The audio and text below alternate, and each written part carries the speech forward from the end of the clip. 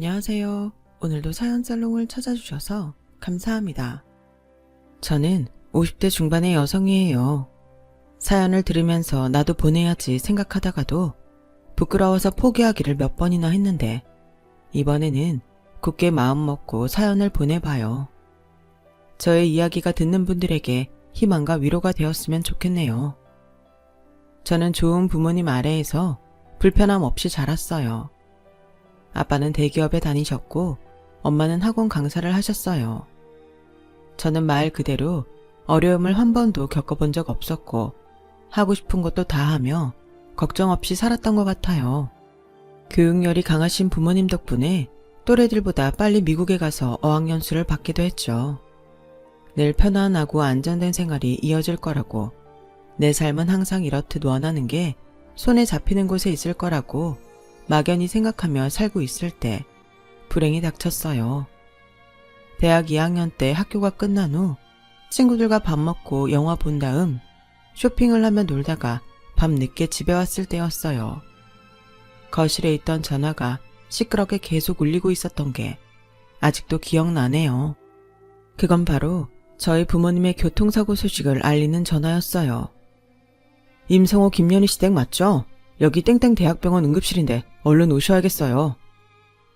저는 너무 놀라서 다시 집을 나와 택시를 타고 병원으로 갔죠. 가는 동안 택시기사가 뭐라고 하는지, 주변에서 무슨 일이 일어나고 있는지 아무것도 보이지도 들리지도 않았어요. 부부 동반 모임에서 1박 2일 여행에 가신 두 분인데 이런 사고를 당하실 줄은 꿈도 꾼 적이 없었어요. 약속 장소로 가시던 부모님을 음주운전 차량이 차선을 넘어와 정면으로 들이받았다는 게 경찰의 설명이었어요. 제가 병원에 도착하자마자 부모님은 연달아 숨을 거두셨어요. 정말 너무나 허망하게도 저는 한순간에 고아가 되고 말았어요.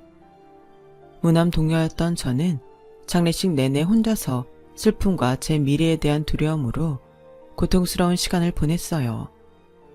너무 충격이 심해 한 학기 휴학을 하며 넋놓고 보내다가 집에 쌓이는 전기요금, 가스요금, 전화요금 고지서들을 보며 또다시 눈물을 흘렸어요.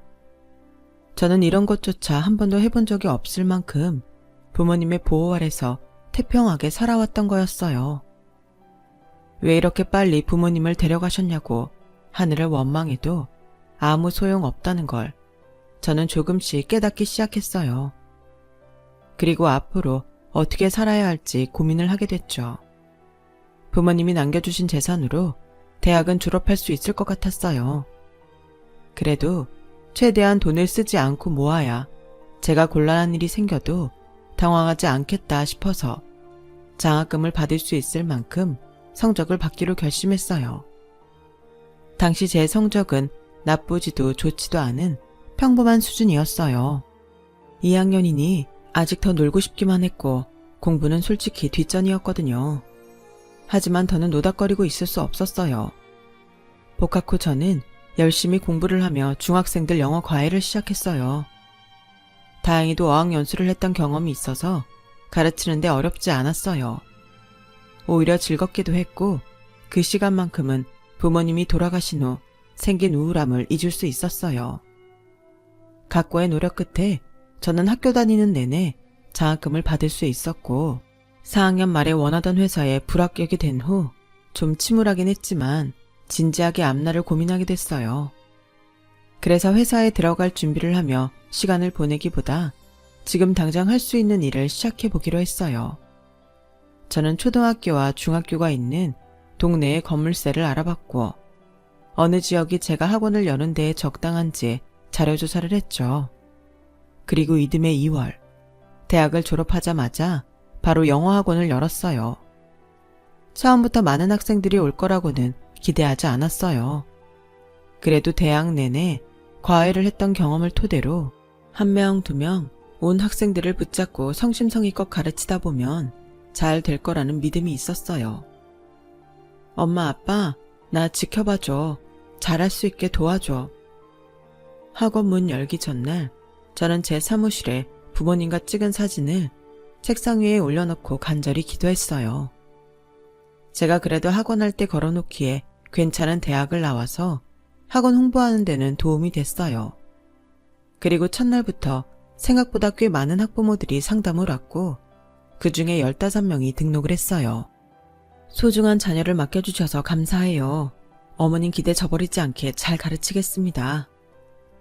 저는 등록을 해준 학부모들에게 일일이 허리를 숙여 인사를 했고 아이들 지도에도 최선을 다했어요.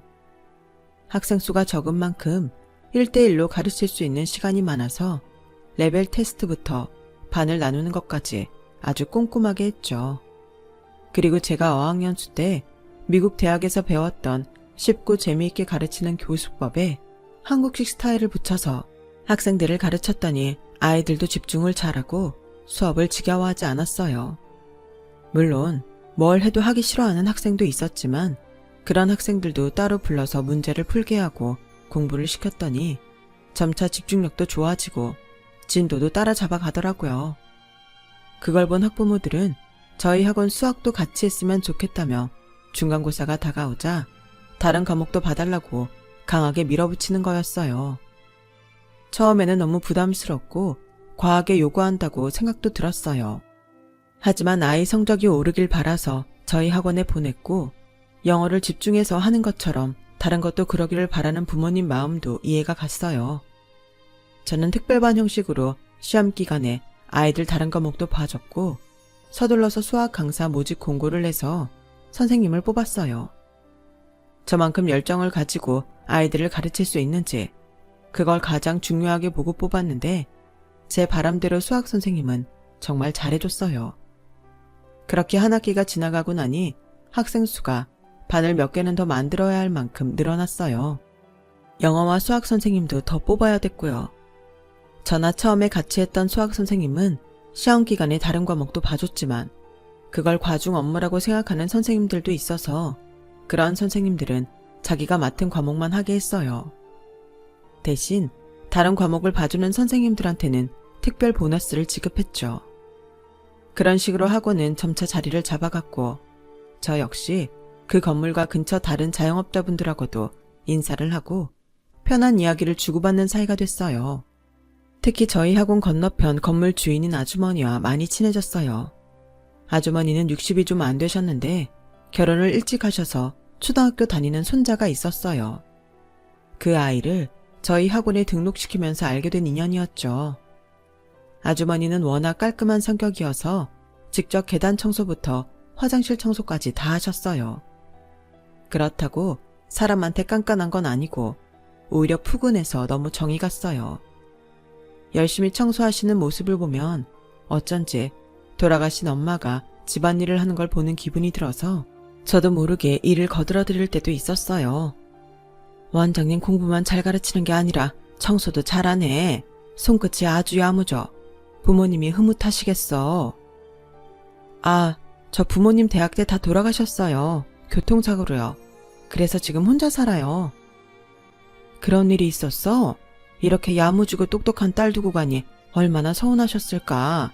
그럼 밥은, 반찬은 잘 챙겨 먹고? 라고 하시더니 그 다음부터 반찬을 만들어서 갖다 주시는 거였어요. 사장님, 매번 너무 감사해요. 저는 사장님한테 뭘 해드리죠? 그런 생각 마라. 난 맛있게 먹어주면 그걸로 됐어.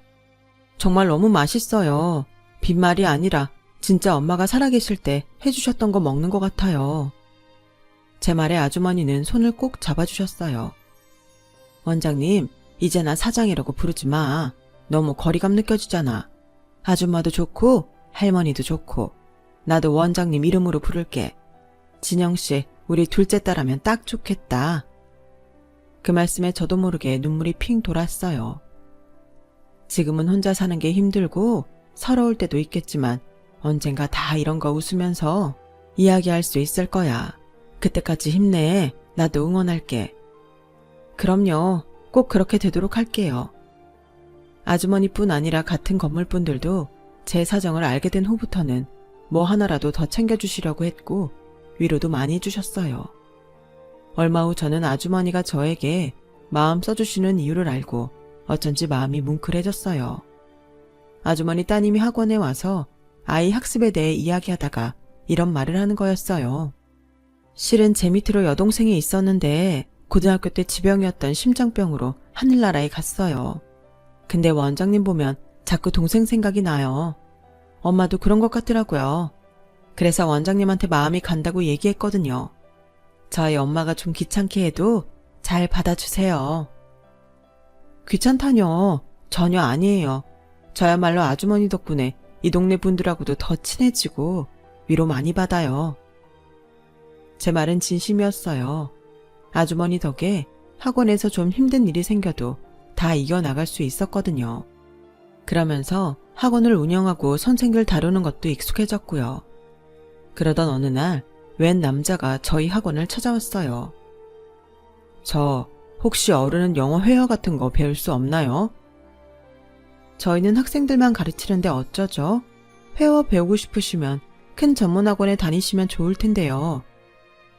아, 그게 제가 요새 사업 준비를 하느라 그렇게 다닐 시간이 안 돼서요.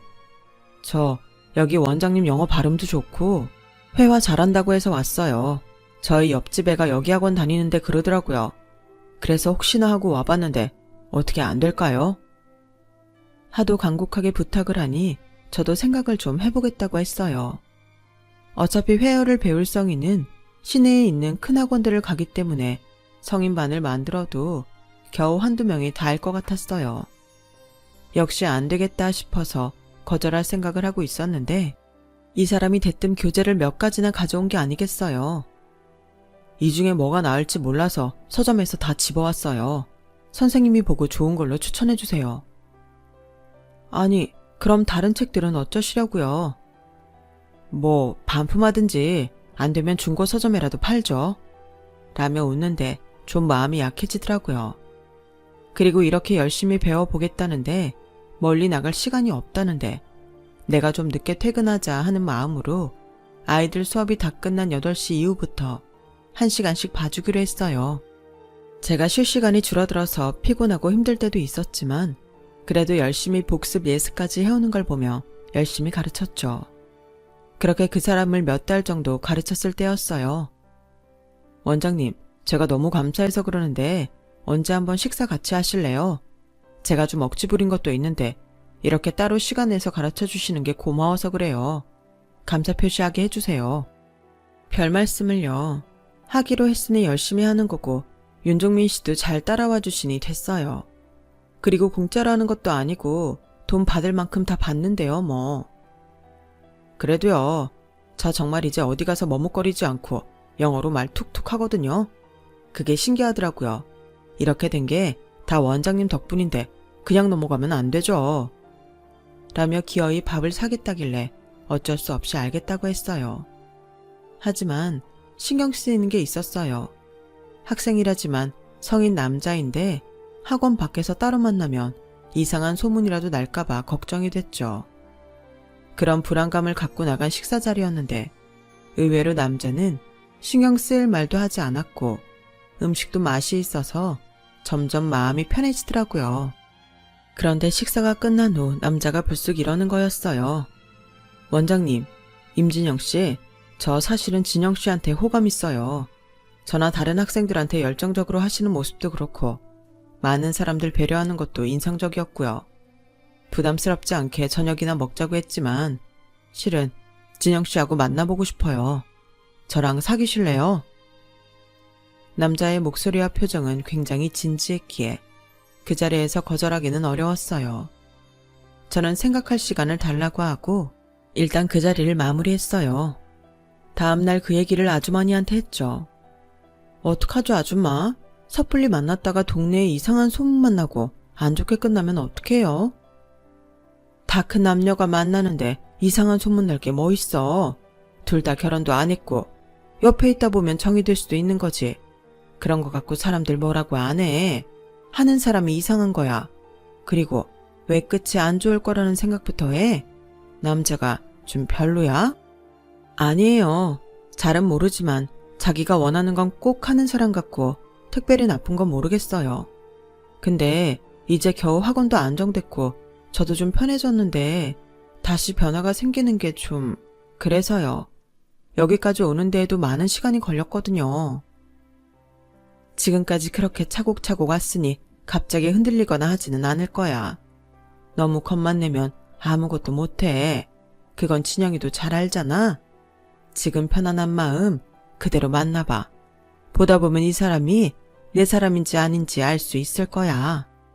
아주머니가 그렇게 말씀하시니 마음이 가벼워지더라고요.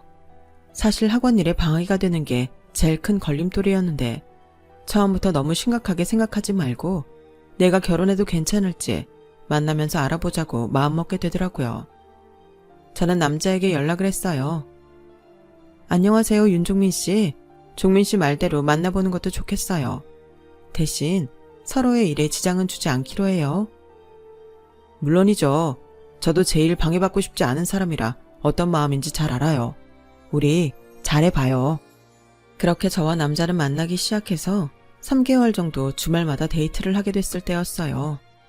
어느 날 남자는 느닷없이 저와 결혼을 하고 싶다고 하더군요. 사업 시작하면 더 정신 없을 거고 그러면 결혼 이야기 꺼내기도 어려울 것 같아서 지금 말하는 거야. 난 진영이 너랑 꼭 결혼하고 싶어. 그건 좀 더 생각을 해보자. 저는 아직 남자가 제 평생 같이 하고 싶은지 확신이 서지 않았어요. 또 부모님 돌아가신 얘기도 하지 않았기 때문에 더 망설여지기도 했어요. 어쩐지 그런 말들이 마음 편하게 나오지는 않더라고요. 그렇게 하루 이틀 시간이 지나자 남자는 내가 싫으면 싫다고 확실히 말해. 근데 내 느낌이 그건 아니라고 봐. 혹시 내가 결혼 상대로 별로야? 그건 아니고 아직 결혼에 대해 진지하게 생각해보지 않았는데 갑자기 그런 말을 해서 너무 빠른 것 같아서 그랬어. 그리고 말 못한 게 있는데 우리 부모님 나 대학교 때 다 돌아가셨어. 종민 씨는 상관없다고 한다고 해도 종민 씨 부모님 생각은 다를 수도 있잖아. 어른들은 부모 두 분 다 계시는 걸 중요하게 생각하니까. 나는 솔직히 누가 됐든 남자 쪽 부모님이 반대하면 결혼하고 싶지 않은데 그런 게 걱정이 돼. 절대 그럴 일 없어. 네 말처럼 난 전혀 상관없어. 누구나 언젠가 부모님은 돌아가시지 평생 같이 살지 않잖아. 우리 부모님도 그러실 분들 아니야. 왜 사서 걱정부터 해? 알았어. 나도 종민 씨 괜찮은 사람이라고 생각해. 결혼 진지하게 고민해볼게. 그리고 한 달 후 저는 그 사람과 결혼을 결심하게 됐고 남자 부모님을 만나러 가기로 약속을 했어요. 아주머니한테는 이야기해야겠다 싶어서 학원이 바빠지는 시간이 되기 전에 찾아갔어요. 그런데 현관문이 열려있고 집안이 쥐죽은 듯 조용하더라고요. 아줌마, 저 진영이에요. 어디 계세요? 아주머니는 집에 안 계실 때에는 꼭 문을 다 잠그기 때문에 아무 대답도 없는 게 이상하다고 생각했어요. 그래서 살짝 문을 열고 들어갔는데 바로 거실에 아주머니가 쓰러져 있는 게 아니겠어요? 아줌마, 정신 좀 차려보세요. 아줌마! 저는 얼른 119에 연락을 했고 구급대원들이 오기 전까지 통화를 하며 아주머니를 바로 눕히고 시키는 대로 처치를 했어요. 그리고 구급차에 타기 전에 따님한테도 연락을 했죠. 구급차는 제가 타고 병원에 같이 갔어요. 그리고 아주머니가 응급처치를 받고 수술실에 들어가야 된다고 간호사가 전하는 순간 따님이 도착했어요. 아주머니는 따님의 동의로 무사히 수술에 들어갔고 저와 따님은 두 손을 잡고 마음 졸이며 있었죠. 엄마가 저번에도 뇌졸중 기미가 있다고 진단받아서 안 그래도 걱정하고 있었는데 잘못되면 저 어떡하죠? 아니에요. 괜찮으실 거예요. 꼭 좋은 결과 있을 거예요. 그렇게 따님을 위로하고 있는데 의사가 나와서 수술이 잘 됐다고 알려주더군요. 조금만 늦었어도 큰일 날 뻔했는데 다행히 일찍 발견하고 대처도 빨라서서 큰 후유증 없이 회복하실 겁니다. 그 말에 따님은 저를 껴안고 펑펑 울었어요. 원장님, 아니 진영씨 정말 고마워요. 진영씨가 엄마 살렸어요. 아니에요. 제가 뭘 한 게 있다고요. 그렇게 아주머니는 무사히 병실로 옮겨졌고 얼마 후 건강하게 퇴원하셨어요. 그리고 제가 남자 부모님을 만나기 하루 전에 아주머니와 따님이 저를 보자고 하시더라고요. 내가 진영이 정말 둘째 딸 삼고 싶었거든. 우리 현주도 진영이 보면 동생 생각난다고 하고. 그래서 우리 결심했어. 진영이 가족 삼기로. 이제 원장님 아니고 진영아 하고 부를게. 내 동생 하자. 너도 혼자보다 우리랑 있는 게 좋잖아. 그 말에 저는 마치 꿈이라도 꾸는 것 같았어요. 저도 모르게 눈물이 주르르 흘러내렸죠. 갑자기 다시 저에게 가족이 생긴다니 너무 감격스러웠어요. 감사해요. 정말 감사해요. 감사하다는 말밖에 못하며 우는 저를 두 분은 꼭 껴안아 주셨어요. 그리고 다음 날 고급 한정식 식당에서 남자와 남자 부모님을 만났어요. 저는 실수라도 할까봐 잔뜩 긴장을 하고 있는데 남자 어머니가 깐깐한 목소리로 이러더라고요. 학원 잘 된다며? 하긴 거기가 아파트도 많고 학교들도 있어서 웬만큼만 하면 애들은 모이겠더라. 그래서 얼마나 벌어? 제가 너무 당황해서 남자를 쳐다보자 남자는 벌만큼 벌어. 그런 건 차차 물어봐. 오늘은 밥 먹기로 했잖아. 뭐 어떠냐? 어차피 다 알게 될 거 다음에 말하면 뭐가 달라져? 그쵸 종민이 아빠? 아 뭐 지가 얘기할 만하면 하겠지. 어쩐지 남자 아버지는 대화에 끼고 싶지 않은 눈치였어요. 네가 이러니까 내가 잘못한 것 같잖아. 그냥 말하면 안 되니? 적자는 안 나고 있고 나쁘지 않다는 것만 말씀드릴게요. 라며 적당히 얼버무리고 만남을 마무리했어요. 그래도 어쩐지 남자 어머니 태도가 찝찝했어요. 그런데 며칠 뒤 남자 어머니가 갑자기 학원으로 찾아왔어요. 아직 수업이 시작할 시간은 아니었지만 선생님들도 있어서 자리가 불편할 것 같아 아주머니 건물에 있는 카페로 자리를 옮겼어요. 생각보다 학원이 크지는 않네. 보니까 원장실도 작더라. 원장실은 따로 한 층을 세내서 좀 크게 해놔야 사람들이 얕보질 않는 건데 너무 볼품없더라. 저는 원장실에 있는 시간이 얼마 안 돼요. 선생님들하고 같이 수업 준비하고 회의할 때가 더 많아요. 잘 쓰지도 않는 사무실이 크기만 하면 뭐 하겠어요. 너 참 생각이 이상하다. 네가 그러면 선생들도 너 우습게 봐.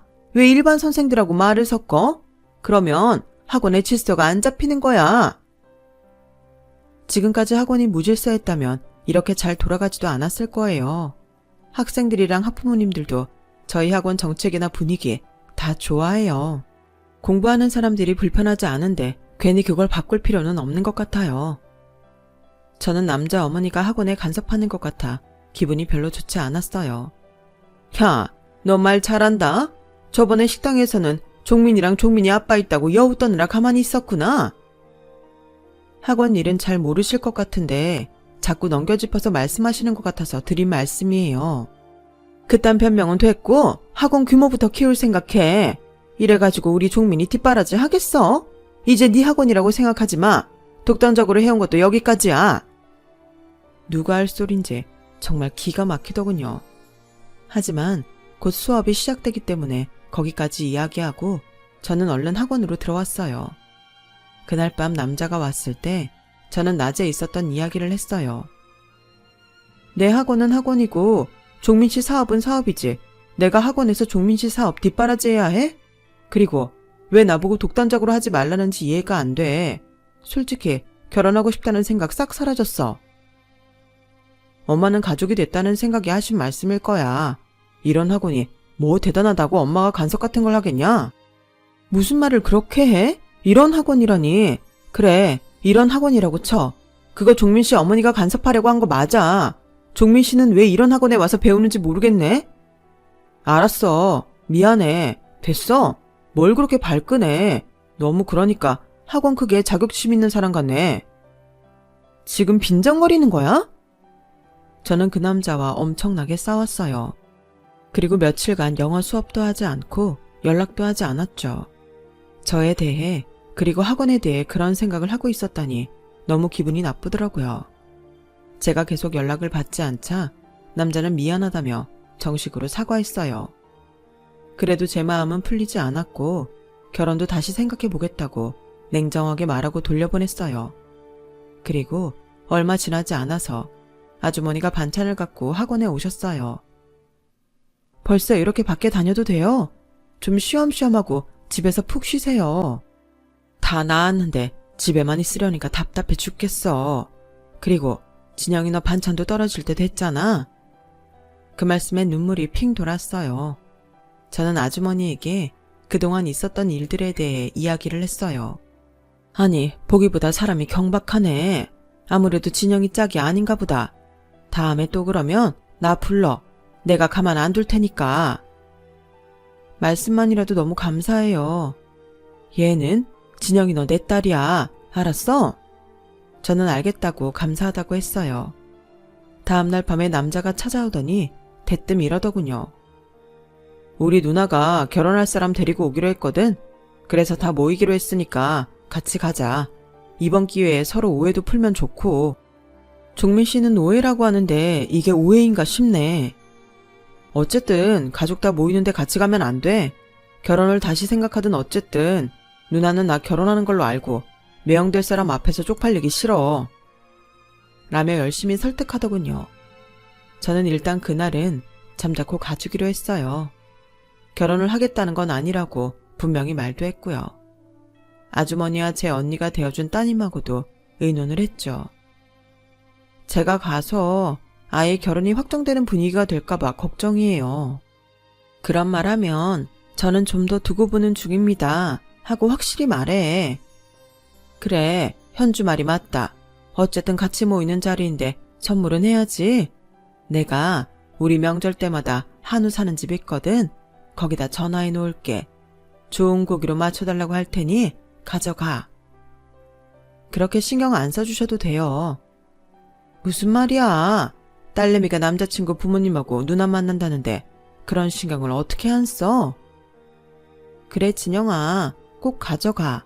그래야 그 남자 엄마 괜히 너한테 뭐라고 안 할 거야. 아주머니와 언니는 그렇게 제 인사 선물을 준비해 주셨고 저는 감사한 마음으로 한우 세트를 가지고 남자 집으로 갔어요. 남자는 한우 세트를 보더니 싱글벙글 하더군요.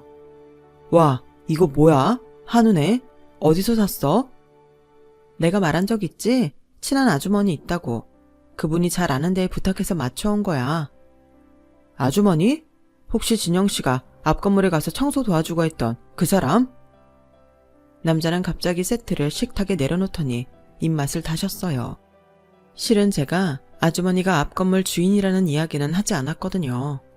굳이 그런 이야기까지 할 필요가 없다고 생각했었어요. 결혼을 다시 생각하게 된 후로는 더욱 제 신변에 대해 이야기하지 않았고요.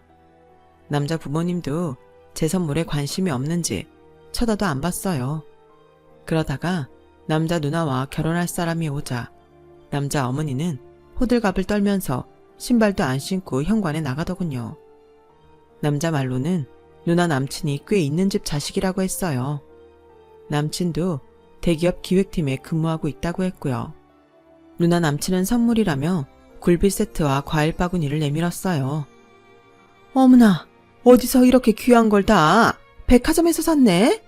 하더니 제 한우 세트를 손으로 팍 밀어서 바닥에 떨구는 게 아니겠어요?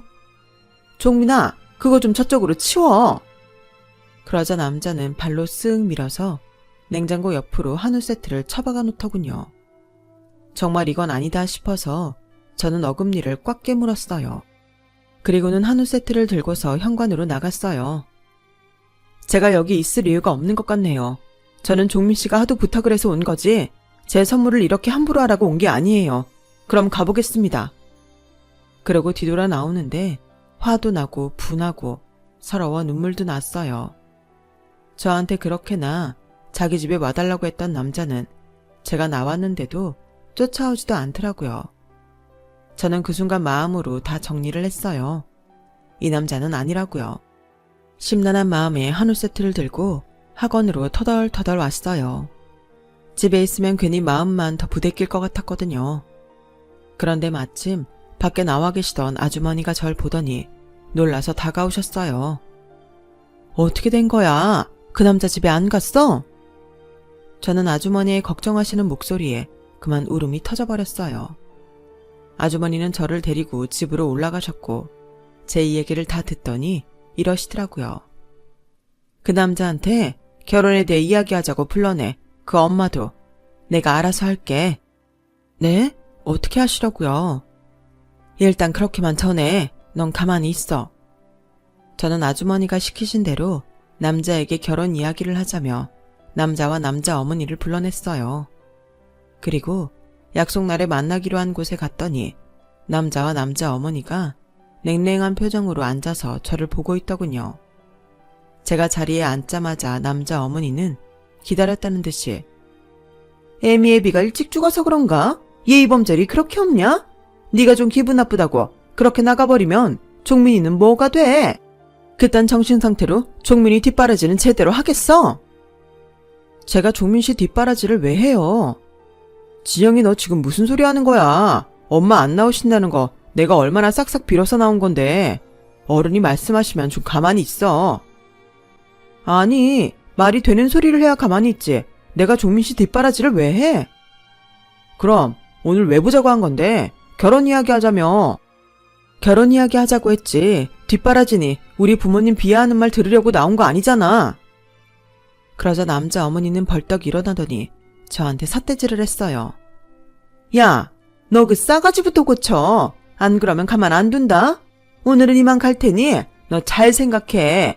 네가 이러는 게 네 죽은 부모 욕먹이는 거야. 종민이 너 내가 그랬지? 천혜구아랑 사귀지 말라고. 아 진짜 나 쪽팔리게 이럴 거야? 네가 모자란 게 있다고 그래. 너 당장 우리 엄마한테 사과 안 해? 라는데 아주머니의 화난 목소리가 들렸어요. 우리 진영애가 사과를 왜 해? 사과는 니들이 해야지. 보니까 아주머니는 완전 비싼 명품 옷에 명품 가방에 수제화 비싼 걸 신고 저희 앞에 나타나셨어요. 저 아줌마 그 사람 아니야? 네가 청소 도와준.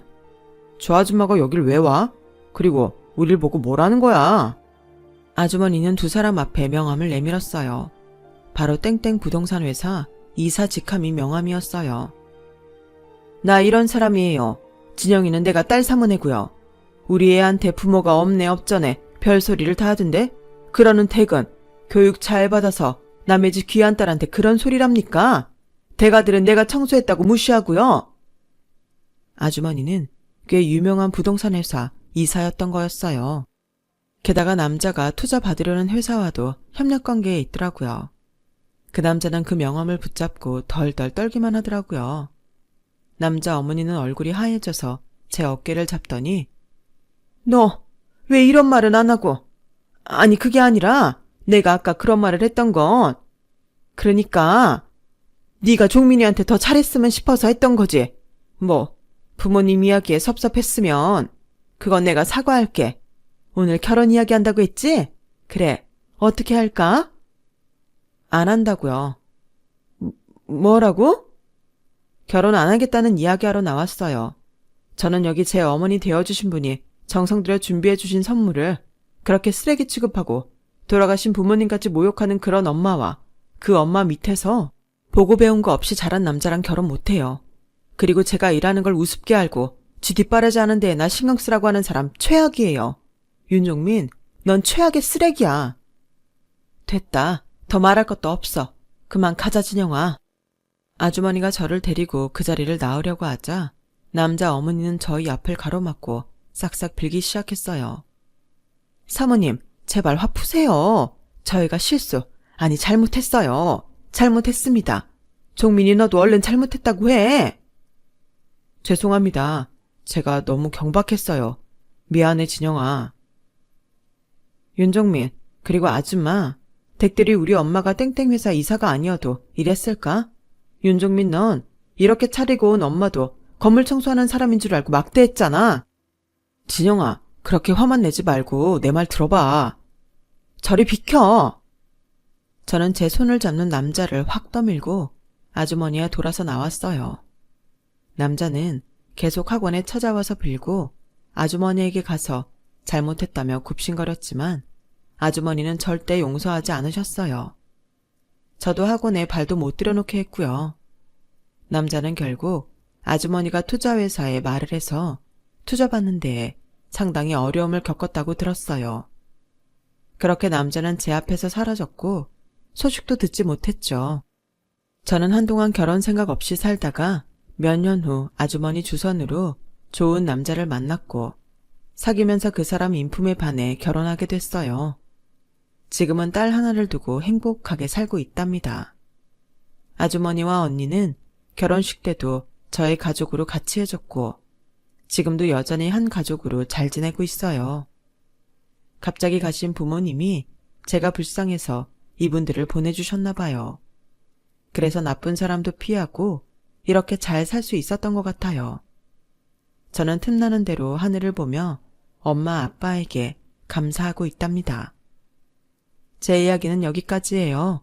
들어주신 모든 분들 좋은 인연들과 정말 행복하시길, 좋은 일만 있으시길 바랄게요. 감사합니다. 여러분, 사연 댓글에 응원과 현명한 조언 부탁드려요. 좋아요와 구독은 저에게 큰 힘이 됩니다. 오늘도 좋은 일 가득하세요.